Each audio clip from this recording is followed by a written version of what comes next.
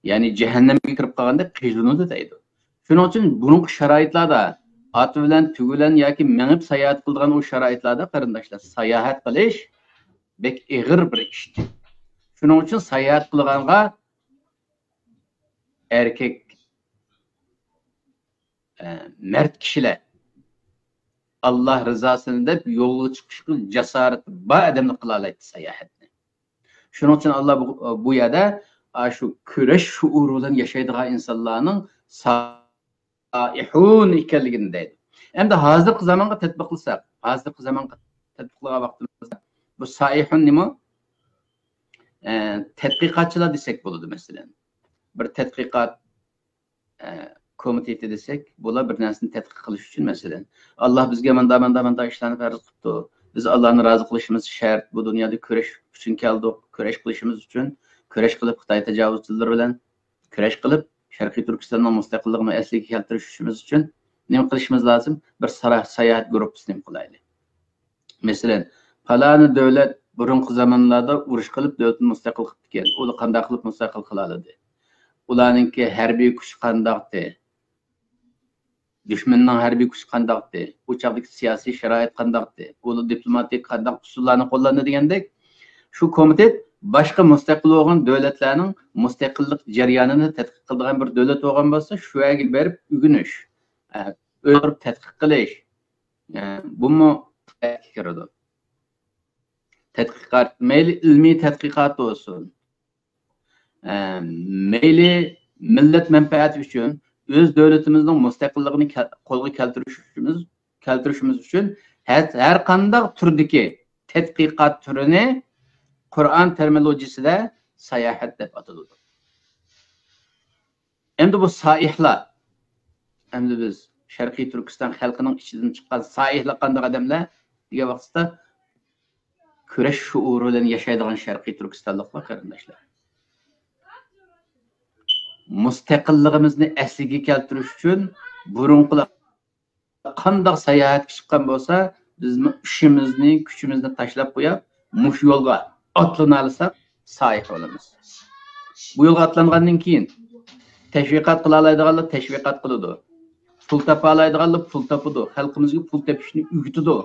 Anandan keyin pul topgandan keyin buni Alloh rizosi uchun xayrlashni o'rgatadi. Boylarimizning ichidan shunday bir sayohatda chiqishi lozimki, hem o'zi pul topa oladigan, hem xalqimizga pul topa oladigan yo'llarni o'rgatish lozim. Ey Uyg'ur boylar, qizg'anmanglar. Biz Uyg'urlarning nüfusimiz az chet elda. Hammamiz boyolab, millioner bo'lib ketgan taqdirda, milliarder bo'lib ketgan taqdirda dunyoga ta'sir ko'rsatishimiz unchalar ishtiqlab ketmaydi yana. Bizning nüfusimiz az. Shuning uchun birimizni qizg'anmaylik qarindoshlar. Bilgan manfaatli narsalar bo'lsa o'zaro o'rgatishaylik. Xalqimizga pul tepayotgan bo'lsa, pul tepishni o'rgatishaylik. Ma dunyoda nihoyat manfaatli bir ilmlar bo'layotgan bo'lsa, xalqimiz bilishga tegishlik hozir yangidan chiqayotgan ilm sohalar bo'lgan bo'lsa, ma xalqimizning xabari bo'lmayotgan bo'lsa, xalqni xabardor qilaylik. Ey xalq, ma Xitoy menda taraqqiy qildi, ma G'arb davlati menda taraqqiy qildi. Biz Xitoyga taqobil turish uchun ma'u sohalarda yetishga adimiz bo'lmaydi. Miyaga manda qilaylik deb xalqimizni yo'llaydigan, xalqimizni yo'lga soladigan insonlar chiqishi lozim. Buni yana saih deyiladi. Endi buni saihunni hozirgi zamonda tadqiqot dedik. Mush tadqiqotchilar kurash shuuri bilan tadqiqot qilib, millatni uyg'otib, millatni tirildirib, Sharqiy Turkistonning mustaqilligini asliga keltirishga tirishadigan turdagi insonlarni saihun deyiladi. Qarindoshlar, bugun bu oyatni yana tutkizmay qoldik. Inshaalloh aytganlikka davom qilamiz. Allah bizlarni shu sifatlagan taibunlardan qilaversin, abidunlardan qilaversin, hamidunlardan qilaversin, saihunlardan qilaversin qarindoshlar. Allah bizni o'yg'oqlardan, tiriklardan qilsin. Allah yaşayan müddetçe kurash shuuridan ayrilmasin. Yaşayan müddetçe dünya muhabbetine emas, Allah muhabbetine bersin. Tapqan dünyayimizni Allah rızası için xeyliyalaydigan merdlik ata qilsin. Yaşayan müddetçe İslamiyet'ten ölgen vaktimizde, ülüdüğün çağımızda tövbe ve imandan ayırırız. Subhane rabbike rabbil izzati amma yasifun ve selamun alel murselin velhamdülillahi rabbil alemin.